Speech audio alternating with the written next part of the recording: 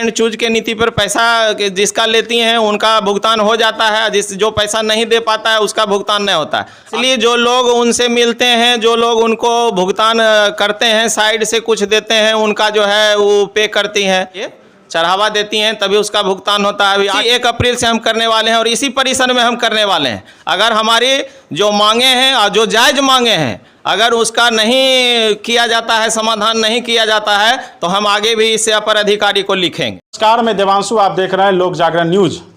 अभी हमारी मौजूदगी लखीसराय जिले के कजरा के इलाके में है। जी हाँ, कजरा का इलाका देख लीजिए। बीआरसी कजरा का यह कार्यालय है। सबसे बड़ा लखीसराय जिले में सबसे बड़ा शैक्षणिक कार्यालय है, जो कि शिक्षकों की विधि व्यवस्था और विद्यालयों की गुणवत्ता का केंद्र है। और देख लीजिए अंदर यह कार्यालय है। बैठे अधिकारी में बताऊंगा कि इस कार्यालय में जो दायित्व जो बीओ को मिलता है कि जो शिक्षा की व्यवस्था किस तरीके से सुदृढ़ की जाए, क्या वो कार्यालय आते हैं या नहीं आते हैं? क्या बीओ साहब आते हैं कार्यालय को? कार्यालय तो आते हैं, काम होता है, लेकिन मैडम का क्षेत्र थोड़ा और दूसरा ब्लॉक भी मिला हुआ है रामगढ़, तो वहाँ भी जाते हैं। और इधर कुछ कार्य थोड़ा फील्ड वर्क ज़्यादा चल रहा है, इसलिए मैडम इधर कुछ दिन से ज़्यादा व्यस्त हैं, जिसके कारण इधर आना नहीं हो रहा है मैडम का। और मैडम के साथ जो और भी यहाँ के जो टीचर हैं यहाँ कार्यालय में, वो सब लगे हुए हैं फील्ड में। वो हाई स्कूल प्री मैट्रिक का छात्रवृत्ति का कुछ चल रहा है कार्य, जिसमें मैडम बहुत परेशान है। पूरा इधर से रहा के अंतिम छोर तक आना जाना इस गर्मी में करना पड़ रहा है। उधर आखिरी बार कब आए थे मैडम? आखिरी बार करीब लगभग 1 सप्ताह पहले। 1 सप्ताह पहले? हाँ, 1 सप्ताह पहले आए हैं मैडम। देख लीजिए, 1 सप्ताह पहले मैडम कार्यालय पहुंची थी। मैं आपको बताते चलूं कि यह कजरा का इलाका है। इस ऑफिस से जुड़े सोच लीजिए कि इधर मसूदन चले जाइए और इधर बन्नू बगीचा, जो लखीसराय जिले के संपूर्ण जो नक्सल प्रभावित क्षेत्र है, उसी में जो शिक्षा की अलख जगाने की सरकारी मुहिम है, उस मुहिम कहाँ तक पहुँचता है। और कहीं ना कहीं इसी परिसर भवन में शिक्षकों की नाराज़गी भी चरम पर है। जिस तरीके से शिक्षक को शैक्षणिक कार्यों करते हुए जिस तरीके से उसे मानसिक प्रताड़ना का शिकार बनाया जाता है। मैं मिलवाता हूं इसी विद्यालय और इसी जोन में कार्यरत हैं और शिक्षक संघ के अधिकारी हैं। आखिर क्या चल रहा है शिक्षकों? देखिए सर, यहाँ जो बीओ मैडम है वो लगातार रूप से यहाँ नहीं आती हैं और शिक्षकों के बीच में बहुत आक्रोश है। कई अंतर वेतन जितना भी प्रकार का है वो कई बार डीपीओ के द्वारा 2 बार पत्रांक दिनांक के साथ जो है निकाला गया, लेकिन उसका उल्लंघन करते हुए वो आज तक जो है अंतर वेतन बकाया का भुगतान नहीं करवाई। उसके लिए जो है वो पे एंड चूज का नीति अपनाती हैं। पे एंड चूज मतलब क्या? स्पेसिफिकेशन जारी है? इसलिए जो लोग उनसे मिलते हैं, जो लोग उनको भुगतान करते हैं, साइड से कुछ देते हैं, उनका जो है वो पे करती हैं। मतलब चढ़ावा? जी, एक तरह से चढ़ावा ही हुआ, ये चढ़ावा देती हैं तभी उसका भुगतान होता है। अभी 8% एचआरए का जो है हमारे बगल के बहुत सारे विद्यालय हैं जिनमें कि जैसे 10 शिक्षक हैं तो 1 शिक्षक का मिल चुका है, अब बाकी 9 शिक्षक का नहीं मिला है। उसमें एचआरए 8%। 1 शिक्षक को क्यों मिला, ये कहीं पता किए?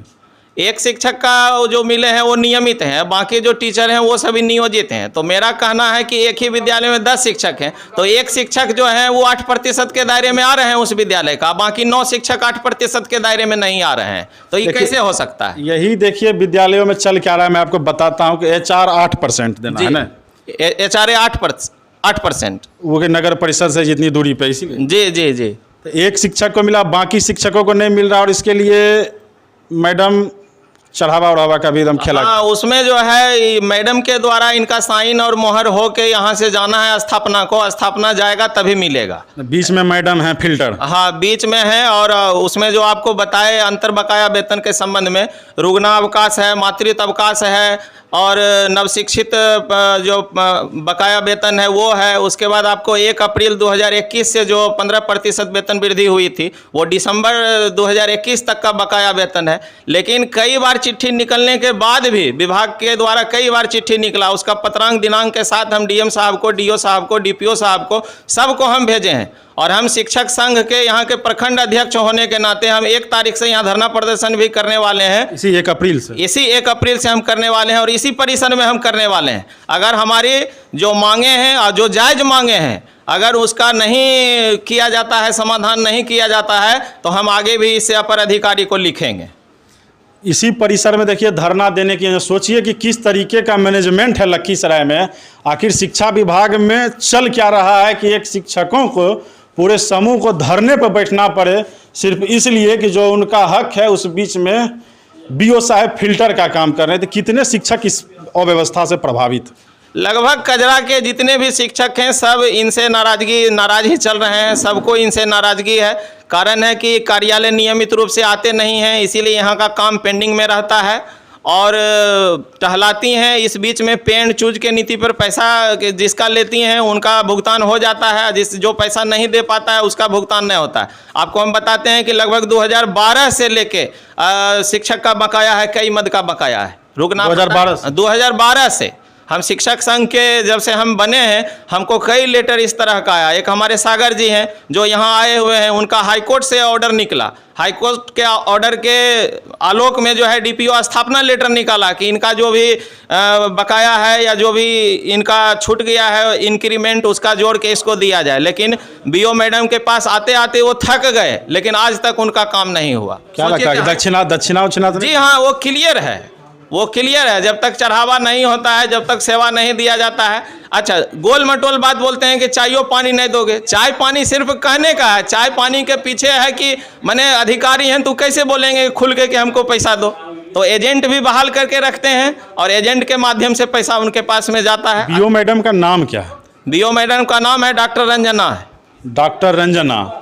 देख लीजिए यही हाल है शिक्षा व्यवस्था का। और लगभग बहुत सारे शिक्षक भी 2012 से लेकर 2022 आ गए, तो 10 साल का गैप है। इस बीच में तो चढ़ावा भी लगता है, मोटा होगा तभी ना पेमेंट होगा। जी, जो लोग नहीं दिए हैं, जैसे हम 2003 में ज्वाइन किए, मेरा भी शुरू का 3 महीना का बकाया आज तक है। 2013 में हम ज्वाइन किए नवंबर में, 2 नवंबर को, लेकिन 3 महीना का आज भी मेरा बकाया है जो नहीं मिला है। और भी नव प्रशिक्षित का भी बकाया है, मेरा खुद का बकाया है जो आज तक नहीं मिला है। और हम कई बार ऑफिस को हम 3-4 बार इसका हम दावा पर पत्र बना के दे चुके हैं, लेकिन यहाँ से दिक्कत क्या है, यहाँ से रिसीविंग नहीं मिलता है। इसलिए रिसीविंग नहीं दिया जाता है कि कल दिन आप उस रिसीविंग को लेकर आप अधिकारी के पास जाइएगा कि हम 4 बार वहाँ गए तो प्रमाण मिल जाएगा उसको कि 4 बार से 10 बार से हम घूम रहे हैं। एक बार मात्र हमको रिसीविंग मिला है। मतलब आप पढ़ाने के बाद कार्यालय दौड़ते रहिए तब भी काम नहीं होना। जी, और सीएल लेके मान लीजिए हम कार्यालय जाते हैं कोई काम से, हमको सीएल लेके जाना होता है। सीएल भी मेरा बर्बाद हो जाता है। 1 साल में 16 को मात्र सीएल मिलता है। अब सीएल बर्बाद हो जाएगा, हमको तबीयत खराब हो गई, घर परिवार में परीक्षा में कहीं जाना है तो हमको दिक्कत हो जाती है।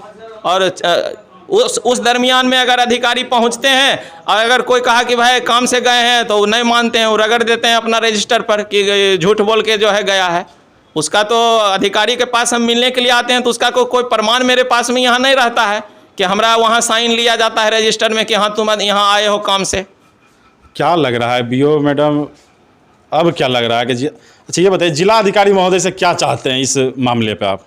जिला अधिकारी महोदय से चाहते हैं कि हमारे जो जिलाधिकारी साहब हैं वो अगर हमारी बात को सुन पा रहे हैं, शिक्षकों के दर्द को वो महसूस कर पा रहे हैं, तो शिक्षक राष्ट्र का निर्माता होते हैं। वो हम लोगों के जो भी बकाया अंतर बकाया वेतन है, जो भी हम लोगों की समस्या है उसको तुरंत से तुरंत उसको जो है वो बीओ मैडम को आदेश दे, वो अपने से नीचे के अधिकारी को आदेश दें और हमारा जो समस्या है उसका समाधान कर दिया जाए। वेतन जो भुगतान होना उसका राशि उसी आ गया है क्या? राशि देखिए जिला को आया हुआ है, इसमें आपको 4 प्रखंड को मिल भी चुका है, जिसमें कि एक सुजगढ़ा है, एक बढ़ैया है, एक आपका रामगढ़ है और एक हलसी है। उसका अंतर बकाया वेतन का भुगतान हो चुका है। लेकिन कजरा शिक्षांचल का जो है और भी 1-2 प्रखंड बचे हुए जिसका कि भुगतान अभी तक नहीं हुआ है। और राशि अगर नहीं दी जाती है हम लोगों को समय से, तो ऐसा हमको जानकारी मिला है कि राशि का एक टाइम पीरियड होता है, उसके बाद वापस राज्य लौट जाता है वो राशि।